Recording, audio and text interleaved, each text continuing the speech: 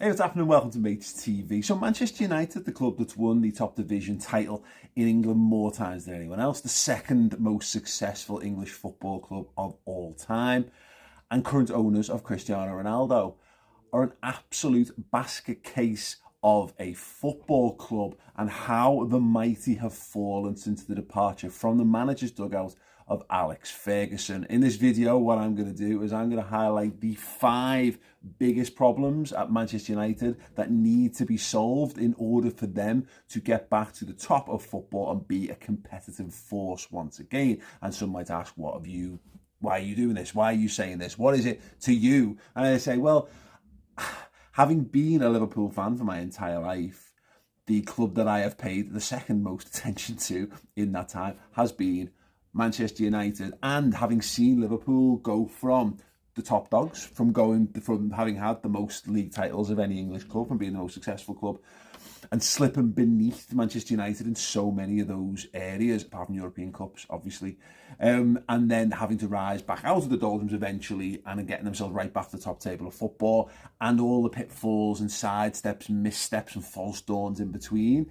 There are so many parallels to be drawn, and from that experience, I feel pretty well placed to have at least a nice conversation about those issues. Please feel free to engage with any of these in the comment section underneath. Remember, this year, across all the content, we've got a no dickheads policy. So feel free, have a debate, get involved, get stuck in. But anyone who's a dickhead, gone. Right, like Man United should be doing with at least one of the players currently on the books of the football club. But I'm going to go through them. These are not necessarily ranked in order, but I think you could legitimately do that. I think I've probably left the biggest one to last, but we'll start. I made notes. I've made notes and everything. That's how good this is. I've got spreadsheets to one side.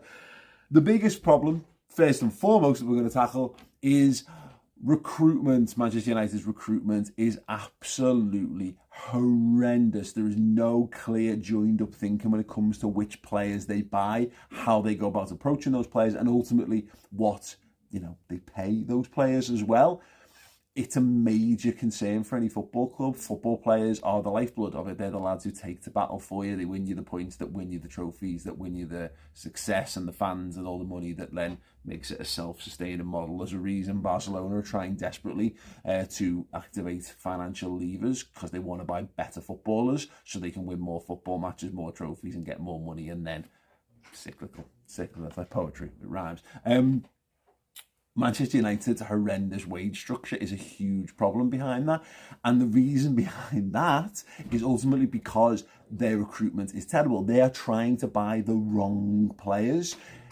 Jurgen Klopp once famously said he didn't want lads who wanted to jump on the train while it was already in motion. He wanted lads who were there ready to push the train to get it up to speed. He was talking about Mario Götze at the time, and Liverpool opted not to bring him in because he didn't want to commit to joining Liverpool when they still had a qualifying round for the Champions League to go. So Liverpool said, well, we're not going to wait for you, mate, because that's like a week before the season starts. We want to get our recruitment done instead. Liverpool instead moved for Sadio Mane, and he's gone on to be one of the best players to play in the Premier League and in the history of Liverpool Football Club. That's a good example of where you can get things right. What Manchester United would have done in that situation, and we've seen this time and time and time again. In fact, we're seeing it again in this transfer window. They'd have turned around to Gate and go, "You're not sure? I know what might make you more sure. Here's more money. Here's more money. Is that enough? No, you're still unsure? How about this?" Basically, like how a noir detective would get information out of a snitch. It's like, oh, does this refresh your memory? Yeah, so they've done that. So what they've ended up doing, 2 things. They've done horrendous increasing of wages from inside the club, but also the players they brought in, and it all ends up being a negative spiral because you're inflating wages across the board. So the lads who are established at your football club, they want parity with the ones you're bringing in, and what they're doing is they're bringing in lads who don't want to play for Manchester United and go, well, okay, well, look, we understand we can't guarantee major honours, we can't necessarily guarantee Champions League, which has been a big problem for them for the last few years. They say, well, look, again, just have more money instead. Will that make it better? And they, yeah, go ahead. I'll take a double my money offer to go and play for a slightly less, chance of winning silverware at Manchester United, but it's still Manchester United. There's still a lot of stuff that goes with it. It's going to boost my profile, all that kind of stuff, and I'm going to double. That's why lads went and played in China, because they got ridiculous amount of money. They didn't necessarily do it because it was going to be the perfect breeding ground for their careers or their talents or whatever. So you end up with a whale where from inside to David De Gea, who is nowhere near good enough to be on the wage that he's on, which is a reported upwards of £300,000 a week. Like, ludicrous for a goalkeeper who is he in the best 5 goalkeepers in the Premier League? He's definitely not in the best 5 goalkeepers in the world, and he's probably not in the best 5 goalkeepers in the Premier League. In my opinion anyway, an antiquated goalkeeping style that had its place 10 years ago and increasingly is seeing that place maligned and, just not useful, not what you need if you want to be a team that builds out from the back, and he's on stupid wages and you're never going to get rid of him. The worst thing that ever happened to Manchester United in that recruitment department was the fax breaking and him staying at United. And the problem with someone like him is because he's a good shot stopper, he's a good goalie for people who don't understand what good goalies look like. He makes saves, and it's like people who think slide tackles are a good metric for defenders, which is why they've got Aaron Wan-Bissaka, exactly like that. Because when you don't analyse football, you don't look at stylistically how football's changed, and you don't intrinsically understand the requirements of roles within a football team. Let's match the day analysis, basically. The lads who are the shinies, the lads who do the things that stand out, maybe they make the hair stand up on the back of your neck, cool. Making saves at the top bin, brilliant. Big crunching slide tackle, great for getting the blood boiling. But they're not the metrics that you measure these players by anymore. You need to be more and better. And then, of course, from outside, you end up with a whale where Paul Pogba, who basically pisses off for free, comes back on a ridiculous wage that he hasn't earned at Manchester United. And again, time and time again, bringing in stars and turning their head by paying them far too much money. Manchester United's wage bill is, and I've got reports, I've managed to get up 3 or 4 different sources, and it ranges between the most expensive wage bill in the Premier League and 3rd most expensive wage bill in the Premier League. And in that, they've established and created a squad that basically doesn't have any footballers in that any of the actual teams that finished in the top 3 of the Premier League would have in their teams. Broadly speaking, there might be 1 or 2, but you take my point on that. Okay, problem number 2, and legacy. And it's a little harder to qualify or quantify. Legacy is absolutely drowning Manchester United Football Club at the moment. It's a thing that I recognise, and I'll explain why I recognise it in a moment. There's one big problem around this, which I'll kind of ease towards. The easiest, the most obvious one to identify. Lots and lots of ex-Manchester United pros who played in brilliant Manchester United sides, who won everything there is to win, and have got a very high regard of their own time as footballers, their own understanding of football, and they're held in very high esteem. Their opinion carries a lot of weight. So I'm talking about Gary Neville, I'm talking about Roy Keane, Rio Ferdinand, Paul Scholes. There's more, it goes on, but they're the biggies. They're the ones who you're seeing on television week in, week out. And because they know how good Manchester United could be, and they're the ones who get to say this, like, oh, it's not good enough for Manchester United, but without having to qualify exactly what that is and what that means and how you go about getting them out of the shit, other than Gary Neville's just get rid of the owners, which is a point we will definitely come to, and not an invalid point, by the way. But what you've got, so Manchester United, it's so hard for them to grow because you've just got a bunch of ex-pros on telly in particular, because it's so dour television coverage. You end up so miserable, and if you've got an emotional attachment to the club as well, you've been pushed out there and you're being expected. You can't give them a soft pass. Look what happened when they tried to give Solskjaer a little bit of time to breathe because they had more of affinity with him because he was their mate. They got slaughtered for not telling it like it is. They can't win. If they tell it like it is, they basically start dragging the club through the mud. They lower the mood of the fan base. They exacerbate the departure of whoever that coach is in situ at that particular time, or maybe they run, turn fans against players, etc., etc., etc. And if they don't, and if they lay off and try to give them breathing room, they look soft, and then their reputation's damaged, and ex-pros cannot have their reputations damaged, so they have to revert even stronger to being more strongly and harshly opinionated United and all that kind of stuff. And again, it's a perpetual cycle that undercuts whatever the manager is trying to do at the football club at any given time. It's not quite happening with Ten Hag yet, but it will. It will happen eventually, because that's what they're like. And I recognise this because that was the 90s at Liverpool. That was exactly what happened. Alan Hansen and Mark Lawrenson were the two premier pundits in football. Match of the day every single weekend had like Alan Hansen or Lawrenson on, and you got Alan Hansen up to that point, and arguably still now the greatest centre half ever to play for Liverpool, one of the greatest centre halves ever to play the game, won everything as a centre half at Liverpool. And I said, oh, it's not a fair thing with a Liverpool team, you know. And you just like, if he wasn't happy, then you had a greater respect for a legend of the football club than, let's be honest, the lads who followed, who maybe weren't up to snuff. You're going to tell me I'm going to back Neil Ruddock in centre half for Liverpool over the opinion of Alan Hansen? You are mad, mate. Mad. And that's where they're at. Are you going to say, no, Roy Keane, you're full of shit, mate. I am all in on Fred. Oh, me and Fred. Like that. Come on, Freddie boy. It's not going to happen, is it? It's not going to happen, and that's a major problem. The addition to the legacy problem as well, the biggest one for me, and it's not spoken about enough because I don't think they've recognised this yet, it's Sir Alex Ferguson. Get him out the ground. You've got the name there. That's already like a bit of a looming sort of spec there. And look, Liverpool have got Kenny Dalglish stand. In and itself, it's not that bad. But great example of this, the Manchester United-Liverpool game at Old Trafford last season, and you cut to the crowd, and there's Alex Ferguson with his miserable cob on. And it just helps to exacerbate, and it makes you think, God, he wouldn't stand for this. And it makes Man United fans remember what they were like when they were good, and then they start comparing this team to that team. That's not fair. Of course, this team is not even fit to lace the boots of the Sir Alex Ferguson, any of the Alex Ferguson teams, to be perfectly honest, yet. But you know, you don't compare it to the early days of Alex Ferguson when he's taken over from Ron Atkinson and he's building, that team is a bit crap. So again, he's just creating this benchmark of greatness that Manchester United are just floundering underneath, desperately trying to reach, but going about it. And he's a reminder of like all the things that he became, not the things that how he got to who he is. People talk about how long he was at United, you know, 20 years as Manchester United manager. And people presume that it was like he stayed there the whole time. No, he earned his stripes along the way, but he is just this huge, miserable, looming spectre over everything that Manchester United do. And the worst thing is they keep calling him back in again. Sometimes it's just time to let go. Just say, sorry, mate.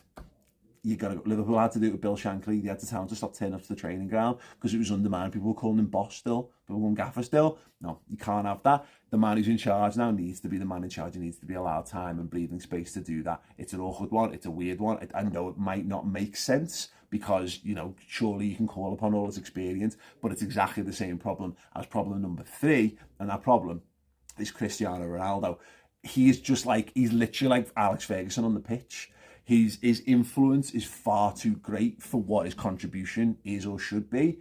He is an unwelcome distraction in every single facet of everything that Manchester United are at the moment. He's the potential to be a laughingstock. And I said this last season, there's a moment where Everton equalise or score at Old Trafford, and they're doing celebrations, taking the mick out of him. You know what I mean? And people are doing this stupid Sue celebration thing, but they're doing it to wind him up, and he's like slapping phones out of kids' hands when they're taking photos of him and all that. He's a circus. He's a circus act, and that football club have got too many things they need to focus on, and they need to focus on. They don't need all of that. And look, maybe if you can use it and you can hold it up and put him on a pedestal and successfully build around, but he's not that. He isn't a statue. He's too much of an active part of what they're doing. He's in that squad, and you've got the whole, well, he scored 20 goals last season, and he was a goal scorer. He will score goals for United, but he does not fit in a modern football style. He doesn't have that. People forget this sometimes. It's like the days of a great footballer working his way down the divisions, and then, you know, you find him like, go and play for his local team or whatever. Doesn't happen anymore because they don't need it. They haven't got the need for the money or the passion for the game the way that the old lads sort of had to do. He has had everything going for him. He doesn't want to go back to doing the hard yards. Why would Cristiano Ronaldo, in his head, by the way, this superstar of the game, in his head, the greatest footballer of all time? He's not. He's close, but he's not. Why would he now have to go and be the one who puts loads? He's done it. In his mind, he's done this all. he's the one who stayed after training every day to hone his skills and get himself to that. He kind of, deep down the back of his mind, he's heading towards retirement. He wants somebody to go, yeah, mate, look, here's what you want to make sure that you are clearly top Champions League goal scorer of all time, clearly ahead of Lionel Messi. Well, we're going to help you achieve that, mate. Just come and score some goals for us for a bit. We'll give you a bit of dough. We'll let you do what you want to do. We'll let you train how you want to train. But you be Cristiano Ronaldo, and nobody wants that. And that's the biggest thing. Man, you've got a problem. Why does no one want Cristiano Ronaldo? Because football has moved on. It's the same reason no one wants David De Gea. Too much money doesn't fit in with styles of football the teams are evolving towards. Somebody will get a tune out of him, and Man United could get a tune out of him, but his impact there is an unwelcome distraction. Every time he gets a cob on, every time he misses a shot, every video and camera phone or whatever in the stadium is on Cristiano Ronaldo. Every time he's on the touchline, he gets substituted off. The Sky cameras, the BT cameras are right on his, zoomed in on his face, getting his every facial reaction. And again, he's too big in and of himself. He's become bigger than Manchester United, and Manchester United should be bigger than any footballer. There's a reason why Alex Ferguson gets rid of David Beckham, and I'm sure for tactical reasons, but he's getting too big for his boots. He's in danger of eclipsing Manchester United, and it should always be, and it's a bit of a Shanklyism, but like, you know, it's like, it's not your leg, it's Liverpool's leg. When you get injured, you these are assets for the football club. You are our players. We are not your football club. You are our players, and United can't do that with Ronaldo, because right now his profile and his ego and everything are outdoing and undermining everything that football club does. So yeah, he's a major issue. 4, discipline. No discipline at that club whatsoever, and it links into the Ronaldo thing. Maybe this is 3.5, but Ten Hag's being undermined the longer the Ronaldo thing rolls on. The idea of too many big names, too many big egos, that's a big issue in that changing rooms. Too many lads who don't justify their existence at the football club, earning superstar wages again, thinking they've absolutely made it, and not giving and grafting and not dying for the shirt and for the club and for the fans and all that kind of stuff. Big problem. One that could be not necessarily immediately solved, but Ten Hag could take a big step towards it by solving problem 3. That could give him a real leg up. I've referred to the Friends episode where Monica hires Joey as a plant in the kitchen in her work so she can fight him and look more powerful and sort of like stage this so that she gets the respect of the people around him. Stage it. He doesn't even need to properly do it. It can be a stage thing. But again, linking into the Ronaldo thing, he's controlled the narrative. He's become the story. He's got all the power. And Man United need to grab that power back, and it will make Ten Hag so much better for it. I'll call that 3.5. I'm going to do another one. I've got another 2. So we'll call it 0.4 proper. Old Trafford.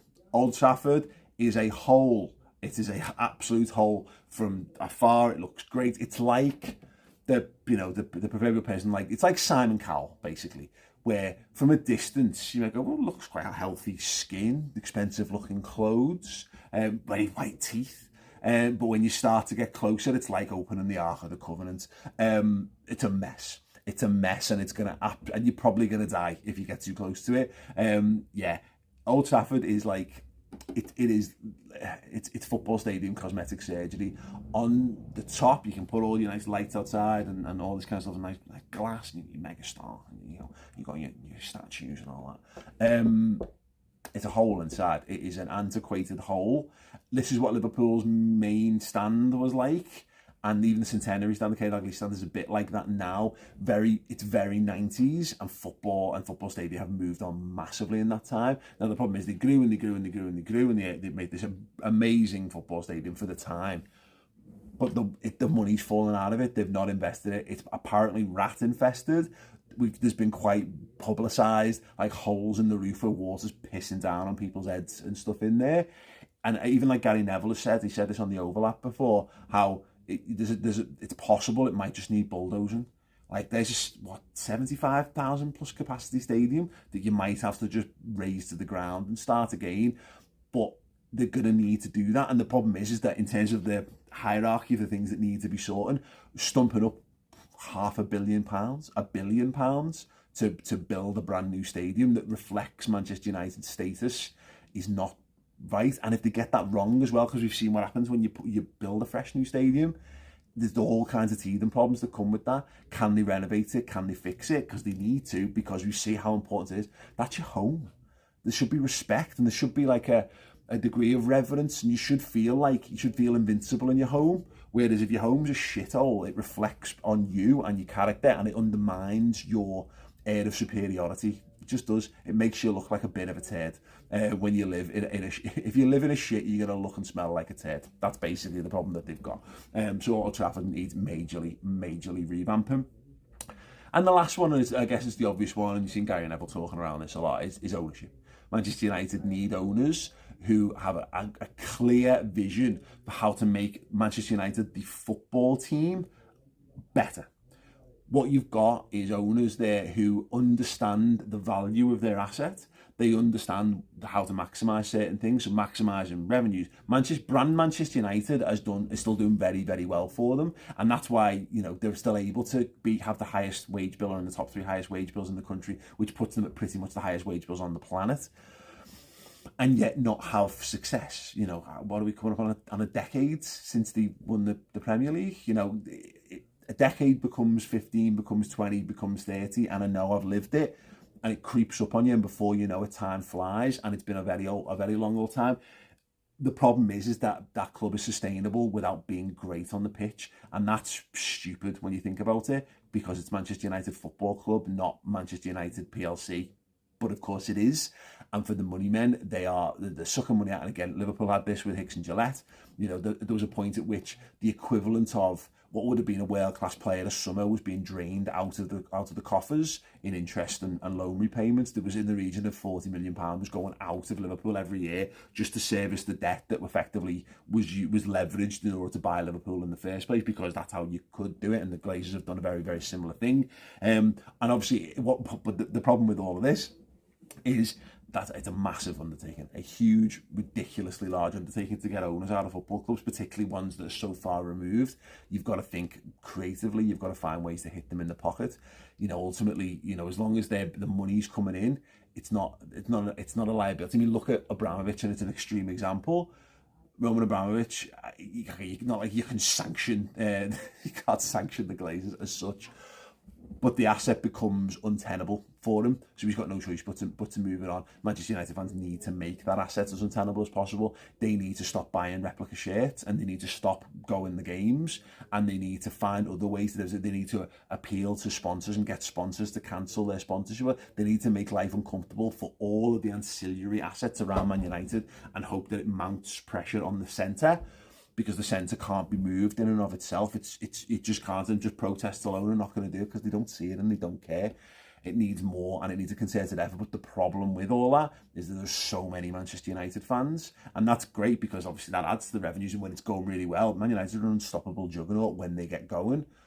But to get them back up to speed again, it's very hard, because if you say, well, Sam, we won't go to Old Trafford, other people will just have those tickets, and that's the problem with being a big football club. And and again, it stands them markedly different to Manchester City. If Manchester City fans wanted rid of their owners, they wouldn't turn up, and there'd be no one in the stadium, and that would be noticeable. If 40,000 Mancs just said, no, we're not going, 40,000 Man United fans would find their way into getting into the ground, and you would never notice. The walkout thing is a very interesting step towards this. Liverpool did this over ticket prices. It worked brilliantly.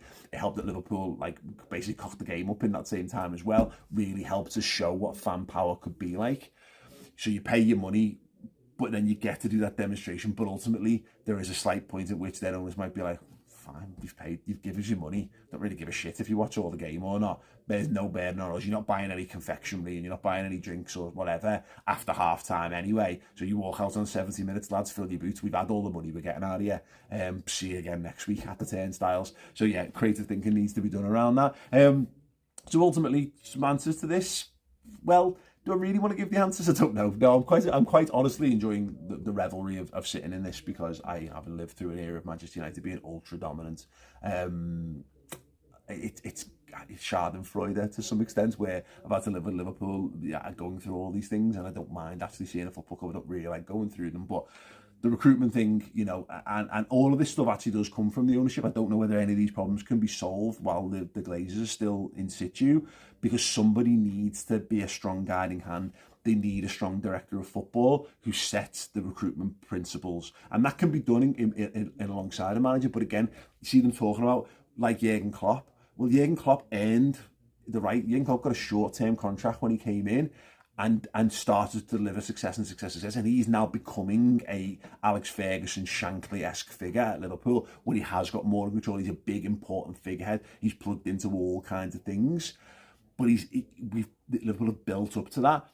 Manchester United need to get a manager who has a clear style of football, and it's the kind of football that they know they're going to be playing, and it's going to be modified in years to come. And again, that needs to be overseen by a transfer committee and a strong director of football who can implement those regardless of whether the manager stays or goes. Cannot continue to have managers come in and have exclusive say on what the players are and who those players are. And at the moment, because what they've got, Ten Hag is buying players that he knows, and also you've then got a bunch of random big names who will be in it, like Casemiro. Good sound, yeah, good player, like, but we you know, Frankie de Jong, good players, but Casemiro and Frankie de Jong are not the same type of footballer, are they? Again, more joined up thinking.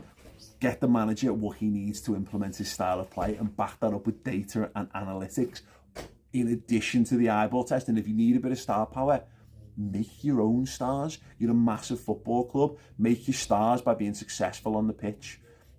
I mean, I know that's not the Man United way. The Manchester United way has always been to go and buy stars, but whenever they've done that, it's basically lets them not winning league titles. Manchester United in the 80s would have the biggest, the flashiest stars, but they would not deliver the trophy haul.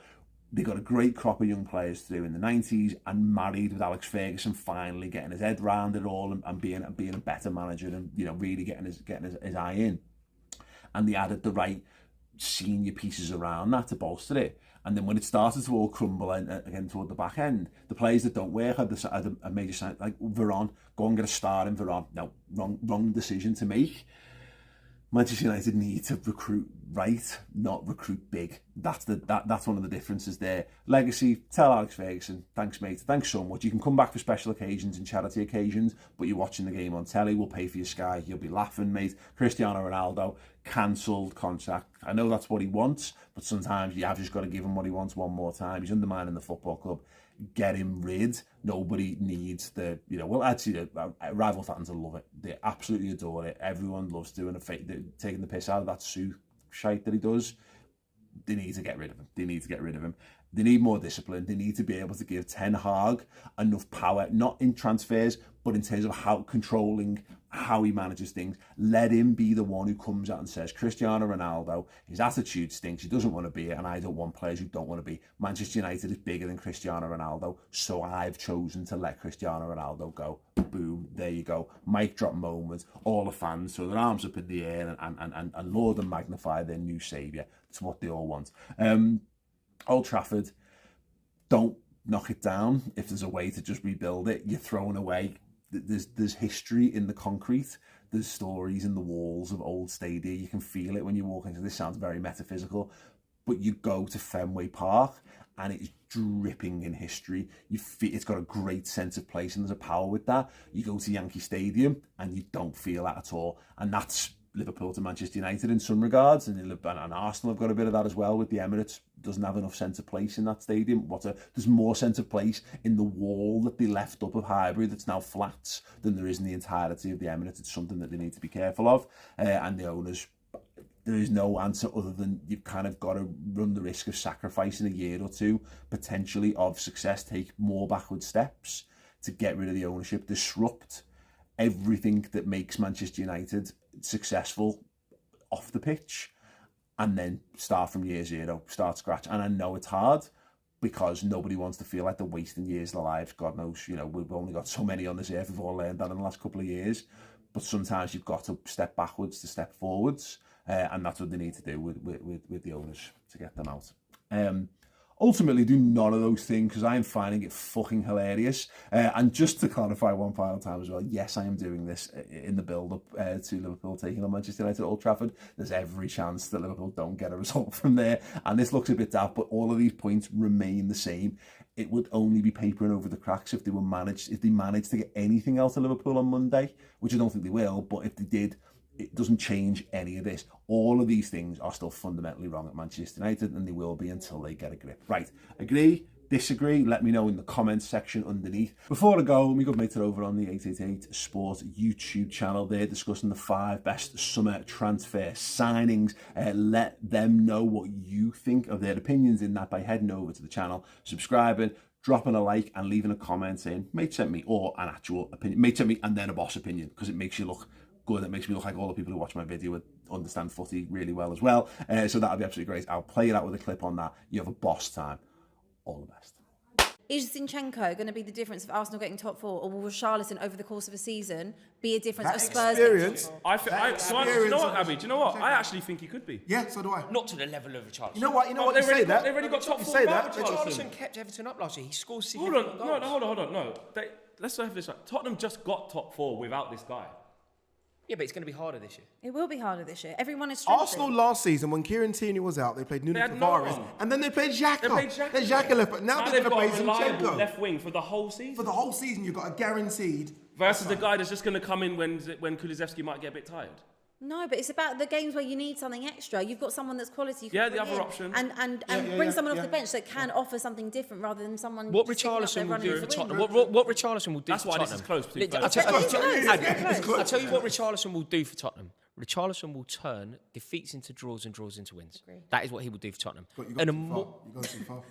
He will. You've gone too far. But Richarlison is well capable. You bring Richarlison on with 15 minutes to go and you're drawing 0-0. Nick a winner. 5 subs now. Well capable of doing that.